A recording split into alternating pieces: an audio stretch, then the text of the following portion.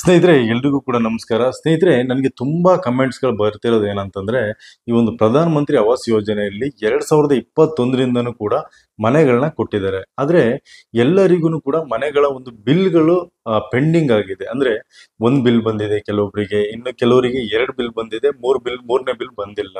ಇನ್ನು ಕೆಲವರಿಗೆ ಒಂದೂ ಕೂಡ ಬಿಲ್ಲೇ ಆಗಿಲ್ಲ ಇಲ್ಲಿವರೆಗೂನು ಕೂಡ. ಸ್ಯಾಂಕ್ಷನ್ ಆಗಿರುತ್ತೆ, ಆದ್ರೆ ಬಿಲ್ ಆಗಿರೋದಿಲ್ಲ. ಆ ರೀತಿಯಾದ ಒಂದು ಸಂದರ್ಭಗಳಲ್ಲಿ ನೀವು ಏನ್ ಮಾಡ್ಬೇಕು? ಯಾವ ರೀತಿಯಾಗಿ ನಿಮ್ಮ ಒಂದು ಸಮಸ್ಯೆಗಳು ಯಾವ ರೀತಿಯಾಗಿ ಆಗಿದೆ, ಏನ್ ತೊಂದರೆ ಆಗಿದೆ, ಆ ಒಂದು ಬಿಲ್ ಬರೋದಕ್ಕೆ ಏನ್ ಸಮಸ್ಯೆ ಆಗಿದೆ ಅನ್ನೋದನ್ನ ನಾನು ಕಂಪ್ಲೀಟ್ ಡೀಟೇಲ್ಸ್ ಆಗಿ ನಿಮ್ಗೆ ಹೇಳ್ತಾ ಹೋಗ್ತೀನಿ ಸ್ನೇಹಿತರೆ. ಅದಕ್ಕೂ ಫಸ್ಟ್ ನಮ್ಮ ಒಂದು ಚಾನಲ್ಗೆ ಯಾರೇನು ಸಬ್ಸ್ಕ್ರೈಬ್ ಆಗಿಲ್ಲ ದಯವಿಟ್ಟು ಕೂಡ ಸಬ್ಸ್ಕ್ರೈಬ್ ಮಾಡ್ಕೊಳ್ಳಿ. ನಮ್ಮ ಒಂದು ಚಾನಲ್ ಅಲ್ಲಿ ಯಾವಾಗಲೂ ಕೂಡ ಈ ಒಂದು ಅಗ್ರಿಕಲ್ಚರ್ಗೆ ಸಂಬಂಧಪಟ್ಟಂತ ವಿಚಾರಗಳಾಗಿರ್ಬೋದು, ಈ ಒಂದು ಗೌರ್ಮೆಂಟ್ ಸ್ಕೀಮ್ಗಳ ಬಗ್ಗೆ ಆಗಿರ್ಬೋದು, ಮತ್ತೆ ಈ ಒಂದು ಜನರಿಗೆ ಯಾವ್ದೆಲ್ಲ ಒಂದು ಉಪಯುಕ್ತ ಮಾಹಿತಿಗಳು ಬೇಕಾಗುತ್ತೆ ಅದನ್ನ ನಾವು ಕೊಡ್ತಾ ಹೋಗ್ತೀವಿ ಸ್ನೇಹಿತರೆ. ದಯವಿಟ್ಟು ನಮ್ಮ ಒಂದು ಚಾನಲ್ಗೆ ಸಬ್ಸ್ಕ್ರೈಬ್ ಮಾಡ್ಕೊಳ್ಳಿ ಸ್ನೇಹಿತರೆ. ಓಕೆ ಸ್ನೇಹಿತರೆ, ಇವಾಗ ಈ ಒಂದು ಪ್ರಧಾನ ಮಂತ್ರಿ ಆವಾಸ್ ಯೋಜನೆಯಲ್ಲಿ ನಿಮ್ಗೆ 2021ರಲ್ಲೂ ಕೂಡ ನೀವು ಅರ್ಜಿ ಹಾಕಿರ್ತೀರಿ. ಆ ಒಂದು ಸಂದರ್ಭದಲ್ಲೂ ಕೂಡ ನಿಮ್ಗೆ ಮನೆ ಸ್ಯಾಂಕ್ಷನ್ ಆಗಿರುತ್ತೆ. ಆದ್ರೆ ಯಾವ್ದು ಕೂಡ ಬಿಲ್ಗಳು ಬಂದಿರೋದಿಲ್ಲ. ಬಿಲ್ಗಳು ನಿಮ್ಗೆ 1 ಬಿಲ್ ಬಂದಿರುತ್ತೆ ಅಥವಾ 2ನೇ ಬಿಲ್ ಬಂದಿರೋದಿಲ್ಲ. 2 ಬಿಲ್ ಬಂದಿರುತ್ತೆ, ಇನ್ನು ಲಾಸ್ಟ್ ಬಿಲ್ ಬರೋದಿಲ್ಲ. ಅಂದ್ರೆ ಅದರಲ್ಲಿ ಬರೋದೇ 3 ಬಿಲ್ಗಳು, ಅದು ಕೂಡ ಪೆಂಡಿಂಗ್ ಆಗಿದೆ. ಇವಾಗ ಏನ್ ಸಮಸ್ಯೆ ಆಗಿದೆ ಅನ್ನೋದನ್ನ ಈ ಒಂದು ವಿಡಿಯೋದಲ್ಲಿ ಕಂಪ್ಲೀಟ್ ಆಗಿ ನಿಮ್ಗೆ ಲೈವ್ ಆಗಿ ತಿಳಿಸ್ಕೊಡ್ತೀನಿ. ಸ್ನೇಹಿತರೆ, ನಿಮ್ಗೆ ಆ ಒಂದು ಮನೆ ಸ್ಯಾಂಕ್ಷನ್ ಆದಂತ ಸಂದರ್ಭಗಳಲ್ಲಿ ನಿಮ್ಗೆ ಆ ಒಂದು ಮನೆದು ಒಂದು ಆರ್ಡರ್ ಕಾಪಿ ಅಂತ ಕೊಡ್ತಾರೆ. ಈ ಒಂದು ಗ್ರಾಮ ಪಂಚಾಯತಿಯಿಂದ ಆರ್ಡರ್ ಕಾಪಿನ ಕೊಡ್ತಾರೆ. ಆ ಒಂದು ಆರ್ಡರ್ ಕಾಪಿಯಲ್ಲಿ ನಿಮ್ಮ ಒಂದು ಐಡಿ ನಂಬರ್ ಇರುತ್ತೆ. ಅಂದ್ರೆ ನಿಮ್ಮ ಒಂದು ಹೆಸರು ಇರುತ್ತೆ, ಆ ಹೆಸರು ಪಕ್ಕದಲ್ಲೇನೆ ನಿಮ್ದೊಂದು ಐಡಿ ನಂಬರ್ ಇರುತ್ತೆ. KN ಏನೋ ಸಮಥಿಂಗ್ ಇರುತ್ತೆ. ಸೊ ಆ ಒಂದು ಐಡಿ ನಂಬರ್ ಏನಾದ್ರು ಕೂಡ ನಿಮ್ಮ ಹತ್ರ ಇದ್ರೆ, ಸೊ ನಾನಿಲ್ಲಿ ಒಂದು ವೆಬ್ಸೈಟ್ ನ ಹುಡುಕಿದ್ದೀನಿ ಸ್ನೇಹಿತರೆ. ಒಂದು ವೆಬ್ಸೈಟ್ ಅಲ್ಲಿ ಆ ಒಂದು ನಂಬರ್ ನ ಹೊಡೆದ್ರೆ ಸಾಕು, ನಿಮ್ಗೆ ಏನ್ ಸಮಸ್ಯೆ ಆಗಿದೆ ಅನ್ನೋದನ್ನ ಕಂಪ್ಲೀಟ್ ಡೀಟೇಲ್ಸ್ ಗೊತ್ತಾಗ್ಬಿಡುತ್ತೆ. ನಾನಿವಾಗ ಲೈವ್ ಆಗಿ ನಿಮಗೆ ತೋರಿಸ್ಕೊಡ್ತೀನಿ, ಮತ್ತೆ ಲೈವ್ ಆಗಿ ಎಕ್ಸ್ಪ್ಲೈನ್ ಮಾಡ್ತಾ ಹೋಗ್ತೀನಿ. ಈ ಒಂದು ವಿಡಿಯೋನ ನೀವು ಕೊನೆಯ ತನಕ ನೋಡ್ಬೇಕಾಗುತ್ತೆ ಸ್ನೇಹಿತರೆ. ನಿಮಗೆ ಈ ರೀತಿಯಾದ ಒಂದು ಪೇಜ್ ಓಪನ್ ಆಗುತ್ತೆ. ನೀವು ಇಲ್ಲಿ ನೋಡ್ತಾ ಇರ್ಬೋದು. ಇಲ್ಲಿ ಮೊದಲನೇ ಒಂದು ಆಪ್ಷನ್ನಲ್ಲಿ ನಿಮಗೆ ರಿಜಿಸ್ಟ್ರೇಷನ್ ನಂಬರ್ ಅಂತ ಇದೆ, ನಿಮ್ಗೆ ನೋಡ್ಬೋದು. ಇಲ್ಲಿ ನೀವು ಏನು ಮಾಡಬೇಕಾಗುತ್ತೆ ಅನ್ನೋದಾದರೆ, ನಾನು ಹೇಳಿದ್ನಲ್ವಾ, ಸೊ ಅದೊಂದು ಐ ಡಿ ನಂಬರ್ ಏನಿರುತ್ತಲ್ವಾ, ನೀವು ಅದನ್ನು ಇಲ್ಲಿ ಹಾಕಬೇಕಾಗುತ್ತೆ. ಅದನ್ನು ಹಾಕಿದ ನಂತರದಲ್ಲಿ ಇಲ್ಲಿ ನಿಮಗೆ ಒಂದು ಕ್ಯಾಪ್ಚನ ಕೊಟ್ಟಿದ್ದಾರೆ. ಆ ಒಂದು ಕ್ಯಾಪ್ಚನ್ನು ಕೂಡ ಎಂಟರ್ ಮಾಡಬೇಕಾಗುತ್ತೆ. ನೋಡ್ಬೋದು ನೀವು ಇಲ್ಲಿ ಆ ಒಂದು ಕ್ಯಾಪ್ಚನ್ನು ಕೂಡ ನೀವು ಇಲ್ಲಿ ಎಂಟರ್ ಮಾಡಬೇಕಾಗುತ್ತೆ. ಇಲ್ಲಿ ಕ್ಯಾಪ್ಚನ ಕೊಟ್ಟಿದ್ದಾರೆ. ಈ ಒಂದು ಕ್ಯಾಪ್ಚನ್ನು ನೀವು ಎಂಟರ್ ಮಾಡಬೇಕಾಗುತ್ತೆ. ನಂತರ ಸ್ನೇಹಿತರೆ, ನಾನು ಇವಾಗ ಎಂಟರ್ ಮಾಡಿಬಿಡ್ತೀನಿ. ಕ್ಯಾಪ್ಚನ ನೀವು ಕರೆಕ್ಟ್ ಎಂಟರ್ ಮಾಡಿದ ನಂತರದಲ್ಲಿ ನಿಮಗೆ ಇಲ್ಲಿ ನೋಡ್ಬೋದು, ಇಲ್ಲಿ ಸಬ್ಮಿಟ್ ಅನ್ನೋ ಒಂದು ಬಟನ್ ಕೂಡ ನಿಮಗೆ ಕಾಣಿಸ್ತಾ ಇರ್ಬೋದು. ಸಬ್ಮಿಟ್ ಅನ್ನೋ ಒಂದು ಆಪ್ಷನ್ ಏನಿದೆ, ಸೊ ಅದ್ರ ಮೇಲೆ ನೀವು ಕ್ಲಿಕ್ ಮಾಡಬೇಕಾಗುತ್ತೆ. ಸೊ ಅದ್ರ ಮೇಲೆ ಕ್ಲಿಕ್ ಮಾಡಿದ ನಂತರದಲ್ಲಿ ಸ್ನೇಹಿತರೆ, ನಿಮಗೆ ಈ ರೀತಿಯಾದ ಒಂದು ಪೇಜ್ ಓಪನ್ ಆಗುತ್ತೆ. ನಾನು ಸ್ವಲ್ಪ ಬ್ಲರ್ ಮಾಡ್ತೀನಿ, ಯಾಕಂತಂದರೆ ಯೂಟ್ಯೂಬಲ್ಲಿ ಈ ಒಂದು ಕಮ್ಯುನಿಟಿ ಗೈಡ್ಲೈನ್ಸ್ ಇರೋದ್ರಿಂದ ನಾನು ಸ್ವಲ್ಪ ಬ್ಲರ್ ಮಾಡಿರ್ತೀನಿ. ನಿಮಗೆ ಕಂಪ್ಲೀಟ್ ಡೀಟೇಲ್ಸ್ ನಿಮಗೆ ಗೊತ್ತಾಗ್ತಾ ಇರ್ಬೋದು. ನೀವು ಇಲ್ಲಿ ನೋಡ್ತಾ ಇದ್ದೀರಾ, ಫುಲ್ ಬಂದಿರುತ್ತೆ. ನೀವು ಕರೆಕ್ಟಾಗಿ ಆ ಒಂದು ಐ ಡಿ ನಂಬರು ಮತ್ತು ಆ ಒಂದು ಕ್ಯಾಪ್ಚನ ಹಾಕಿ ನೀವು ಹೊಡೆದ್ರೆ ಸಾಕು, ಬಂದುಬಿಡುತ್ತೆ. ಸೊ ಇಲ್ಲಿ ನೀವು ನೋಡ್ಬೋದು, ನಿಮಗೆ ಎಷ್ಟು ಹಣ ಇಲ್ಲಿವರೆಗೂ ಕೂಡ ಬಂದಿದೆ ಅನ್ನೋದು ನಿಮಗೆ ಇಲ್ಲಿ ತೋರಿಸುತ್ತೆ. ನೋಡ್ಬೋದು ನೀವು ಇಲ್ಲಿ ಎಷ್ಟು ಅಂದರೆ ಎಷ್ಟು ಆ ಒಂದು ಎಷ್ಟು ಬಿಲ್ ಬಂದಿದೆ ಅನ್ನೋದು ನಿಮಗೆ ಇಲ್ಲಿ ಗೊತ್ತಾಗ್ತಾ ಇದೆ. 2 ಬಿಲ್ ಬಂದಿದೆ. ಇಲ್ಲಿ ಎಷ್ಟು ಅಮೌಂಟ್ ಬಂದಿದೆ ಅನ್ನೋದು ಕೂಡ ನಿಮಗೆ ಇಲ್ಲಿ ತೋರಿಸ್ತಾ ಇದೆ. ನೋಡ್ಬೋದು ನೀವು ಇಲ್ಲಿ ನೋಡಿ, ಇಲ್ಲಿ ಎಷ್ಟು ಅಮೌಂಟ್ ಬಂದಿದೆ ಅನ್ನೋದು ಕೂಡ ತೋರಿಸ್ತಾ ಇದೆ. ಸೊ ನಂತರ ನಿಮಗೆ ಇಲ್ಲಿ ಕೆಳಗಡೆ ಬಂದರೆ ಯಾವ ರೀತಿಯಾಗಿ ಹಣ ಬಂದಿರುವಂಥದ್ದು ನಿಮಗೆ ಅನ್ನೋದು ಕೂಡ ತೋರಿಸ್ತಾ ಇದೆ. ನಿಮ್ಗೆ ನೋಡ್ಬೋದು, ಇಲ್ಲಿ ನೋಡ್ಬೋದು ನೀವು ಇಲ್ಲಿ DBT ಅಕೌಂಟು ಅಂದರೆ DBT ಮುಖಾಂತರವಾಗಿ ಬಂದಿರುತ್ತೆ ನಿಮಗೆ. ಆ ಒಂದು DBT ಅಂತಂದರೆ ಈ ಒಂದು ಆಧಾರ್ ಕಾರ್ಡ್ ಬೇಸ್ ಮೇಲೆ ನಿಮಗೆ ನಿಮ್ಮ ಒಂದು ಅಕೌಂಟ್ಗೆ ಹಣನ ಹಾಕಿರ್ತಾರೆ. ಎಷ್ಟು ಬಿಲ್ ಬಂದಿರುತ್ತೆ ಅದನ್ನು ನೀವು ನೋಡ್ಕೊಳ್ಳಿ.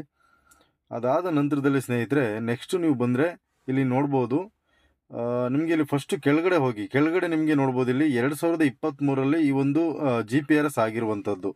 ಈ ಒಂದು ಸೈಟಿನ ಒಂದು GPRS ನಿಮಗೆ 2023ರಲ್ಲೇ ಆಗಿರುವಂಥದ್ದು. ಇದು ನಿಮಗೆ ಇಲ್ಲಿ ನಿಮ್ಮ ಒಂದು ಫೋಟೋ ಬಂದಿರುತ್ತೆ. ಫಸ್ಟ್ ನಿಮಗೆ GPS ಆಗುತ್ತಲ್ವ ಖಾಲಿ ಜಾಗ, ಅದು ಕೂಡ ನಿಮಗೆ ಫೋಟೋ ಬಂದಿದೆ, ಇಲ್ಲಿ ನೋಡ್ಬೋದು. ನೆಕ್ಸ್ಟು ಪ್ರಪೋಸ್ಡ್ ಸೈಟು ಅಂತಂದರೆ ಒಂದು ಸೈಟ್ ಇದು, ಆ ಎರಡೂ ಕೂಡ ಒಂದೇ ಸಲನೇ GPRS ಮಾಡಿಬಿಡ್ತಾರೆ. ಸೊ ಅದಾದ ನಂತರದಲ್ಲಿ ಇನ್ನು ನೆಕ್ಸ್ಟು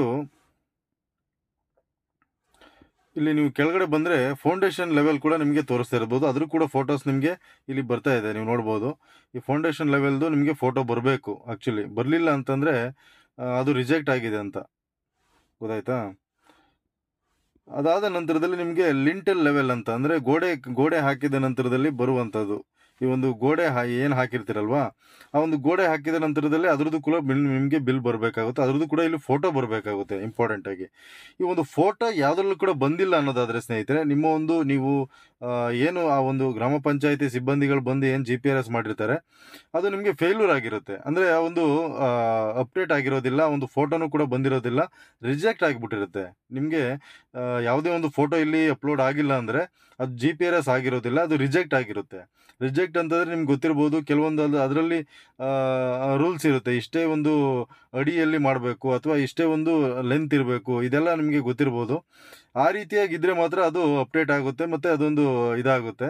ಇಲ್ಲಾಂದರೆ ಅದು ರಿಜೆಕ್ಟ್ ಆಗಿಬಿಡುತ್ತೆ. ಆ ಒಂದು ರಿಜೆಕ್ಟ್ ಆದಂಥ ಸಂದರ್ಭಗಳಲ್ಲಿ ನಿಮಗೆ ಬಿಲ್ ಬರೋದಿಲ್ಲ, ಬಿಲ್ ಸ್ಯಾಂಕ್ಷನ್ ಆಗೋದಿಲ್ಲ. ನೀವು ಅದಕ್ಕೇ ಏನು ಮಾಡಬೇಕಂದ್ರೆ, ಇಲ್ಲಿ ನಿಮ್ಮ ಫೋಟೋಸ್ಗಳು ಬಂದಿದೆಯಾ ಅನ್ನೋದನ್ನು ನೀವು ಕಂಪ್ಲೀಟಾಗಿ ನೋಡ್ಕೋಬೇಕಾಗುತ್ತೆ. ನಿಮ್ಮೊಂದು ಫೋಟೋಸ್ ಏನಾದರೂ ಕೂಡ ಇಲ್ಲಿ ಕರೆಕ್ಟಾಗಿ ಅಪ್ಲೋಡ್ ಆಗಿದ್ದರೆ ನಿಮ್ಮದು ಅಪ್ಲೋಡ್ ಆಗಿರುತ್ತೆ. ಅಪ್ಲೋಡ್ ಆದ ನಂತರದಲ್ಲಿ ಅಮೌಂಟ್ ಹಾಕಿಲ್ಲ ಅಂದರೆ ಅದು ಸರ್ಕಾರದ ಪ್ರಾಬ್ಲಮ್ ಆಗಿರುತ್ತೆ. ಅಮೌಂಟ್ ಏನು ಹಾಕಿರಲ್ಲ, ಒಂದು ಬಿಲ್ ಏನು ಹಾಕಿರಲ್ಲ ಅದು.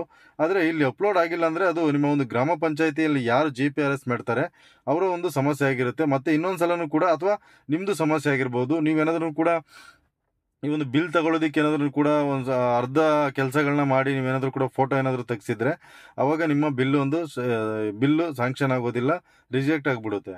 ಇದನ್ನು ಕರೆಕ್ಟಾಗಿ ನೋಡ್ಕೋಬೇಕಾಗುತ್ತೆ. ನೆಕ್ಸ್ಟ್ ಇಲ್ಲಿ ಖಾಲಿ ಜಾಗದ ಒಂದು GPS ಆಗಿದೆ. ಅದಾದ ನಂತರದಲ್ಲಿ ಫೌಂಡೇಶನ್ ಲೆವೆಲ್ ಆಗಿದೆ. ನೆಕ್ಸ್ಟು ಲಿಂಟಲ್ ಲೆವೆಲ್ ಅಂತಂದರೆ ಗೋಡೆ ಹಾಕಿರ್ತಾರಲ್ವಾ, ಆ ಒಂದು ಲೆವೆಲಲ್ಲಿ ನಿಮಗೆ ಫೋಟೋ ಅಪ್ಲೋಡ್ ಆಗಿದೆ. ಸೊ ಇದು ಕೂಡ ಫೋಟೋ ಅಪ್ಲೋಡ್ ಆಗಿರಲಿಲ್ಲ, ಫಸ್ಟು ಟೈಮಲ್ಲಿ ರಿಜೆಕ್ಟ್ ಆಗಿತ್ತು ಸ್ನೇಹಿತರೆ. ಈ ಒಂದು ಗೋಡೆ ಲೆವೆಲಲ್ಲಿ ರಿಜೆಕ್ಟ್ ಆಗಿತ್ತು. ಅದಾದ ನಂತರದಲ್ಲಿ ನಾನು ಇದನ್ನು ಚೆಕ್ ಮಾಡಿ ನೆಕ್ಸ್ಟ್ ಅವರಿಗೆ ಮತ್ತು ಆ ಒಂದು ಗ್ರಾಮ ಪಂಚಾಯತಿ ಸಿಬ್ಬಂದಿ ಯಾರಿರ್ತಾರಲ್ವಾ ಅವರಿಗೆ ಇನ್ಫಾರ್ಮ್ ಮಾಡಿದೆ, ಈ ರೀತಿಯಾಗಿ ಫೋಟೋ ಯಾವುದು ಬರ್ತಾ ಇಲ್ಲ, ಈ ಒಂದು ಫೌಂಡೇಶನ್ ಲೆವೆಲ್ ಮಾತ್ರ ಫೋಟೋ ಬರ್ತಾ ಇದೆ ಅಂತ. ಹಾಗಾದರೆ ರಿಜೆಕ್ಟ್ ಆಗಿರ್ಬೇಕಂತ ಮತ್ತೆ ನೆಕ್ಸ್ಟ್ ಬಂದು ಅವರು GPRS ಮಾಡಿ ಫೋಟೋ ತೆಗೆದು ಅದಾದ ನಂತರದಲ್ಲಿ ಅಪ್ಲೋಡ್ ಆಗಿರುವಂಥದ್ದು ಇದು. ಆದ್ರೂ ಕೂಡ ಇನ್ನೂ ಕೂಡ 2 ಬಿಲ್ ಬಂದಿಲ್ಲ. ಇನ್ನೂ ಕೂಡ ಲಾಸ್ಟ್ ಬಿಲ್ ಬಂದಿಲ್ಲ. ಇದಕ್ಕೆ 2 ಬಿಲ್ ಬಂದಿದೆ, ಇದರಲ್ಲಿ 3 ಬಿಲ್ ಬರುವಂಥದ್ದು. ಲಾಸ್ಟ್ ಬಿಲ್ ಬಂದಿಲ್ಲ, ಅದಕ್ಕೋಸ್ಕರನೇ ವೆಯ್ಟ್ ಮಾಡ್ತಾಯಿದ್ರು. ಬಟ್ ಇಲ್ಲಿ ಸಮಸ್ಯೆ ಇನ್ನೊಂದು ಏನಾಗಿದೆ ಅನ್ನೋದಾದರೆ ನೀವು ಇಲ್ಲಿ ನೋಡ್ಬೋದು ಕೆಳಗಡೆ ಇದರಲ್ಲಿ ಏನು ಸಮಸ್ಯೆ ಆಗಿದೆ ಅಂತ ನಾನು ಇವಾಗ ತೋರಿಸ್ತೀನಿ. ಅದು ಅಪ್ಡೇಟ್ ಆಗಿದ್ರೂ ಕೂಡ ನಿಮಗೆ ಇಲ್ಲಿ ನೋಡ್ಬೋದು, ಇಲ್ಲಿ ಏನಂತ ಬರ್ತಾ ಇದೆ ನೀವು ನೋಡ್ತಾ ಇದ್ದೀರಾ.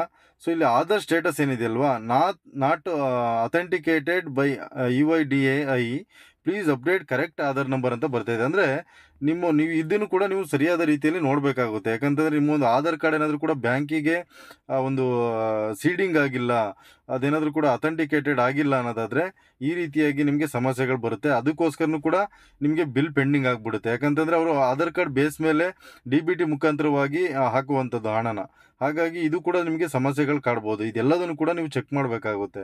ನಾನು ಇವಾಗ ಏನು ವೆಬ್ಸೈಟ್ ಕೊಟ್ಟಿದ್ದೀನಿ, ವೆಬ್ಸೈಟ್ ಅದನ್ನು ನಾನು ಡಿಸ್ಕ್ರಿಪ್ಷನಲ್ಲಿ ಹಾಕ್ತೀನಿ. ನೀವು ಅಲ್ಲೋಗಿ ನೀವು ಡೈರೆಕ್ಟಾಗಿ ಲಿಂಕ್ನ ತಗೊಂಡು ಅದಾದ ನಂತರದಲ್ಲಿ ಚೆಕ್ ಮಾಡಬೇಕಾಗುತ್ತೆ. ಆ ಒಂದು ವೆಬ್ಸೈಟ್ಗೆ ನಿಮಗೆ ಎಲ್ಲೂ ಕೂಡ ಸಿಗೋದಿಲ್ಲ. ನಾನು ಒಂದು 4 ದಿನದಿಂದ ಸರ್ಚ್ ಮಾಡಿ ಅದಾದ ನಂತರದಲ್ಲಿ ಅದನ್ನು ನಾನು ತೆಗೆದಿದ್ದೀನಿ. ಅದರಲ್ಲಿ ನೀವು ಹೋಗಿ ನಿಮ್ಮ ಒಂದು ID ಕಾರ್ಡ್ ನಂಬರ್ ಹೊಡೆದ್ರೆ, ID ಕಾರ್ಡ್ ಅಂತಂದರೆ ಸ್ನೇಹಿತರೆ ಅದನ್ನು ಕೂಡ ನಾನು ತೋರಿಸ್ತೀನಿ, ಬಟ್ ಬ್ಲರ್ ಮಾಡಿರ್ತೀನಿ. ಯಾಕಂತಂದರೆ ಇಲ್ಲಿ ಯೂಟ್ಯೂಬ್ ಕಮ್ಯುನಿಟಿ ಗೈಡ್ಲೈನ್ಸ್ ಇರೋದ್ರಿಂದ ನಾನು ಬ್ಲರ್ ಮಾಡಿರ್ತೀನಿ. ಹಾಗಾಗಿ ದಯವಿಟ್ಟು ಕೂಡ ನೋಡ್ಕೊಳ್ಳಿ. ನಿಮಗೆ ಸ್ವಲ್ಪ ಕಾಣಿಸ್ತಾ ಇರ್ಬೋದು ಅಂತ ಅಂದ್ಕೊಳ್ತೀನಿ.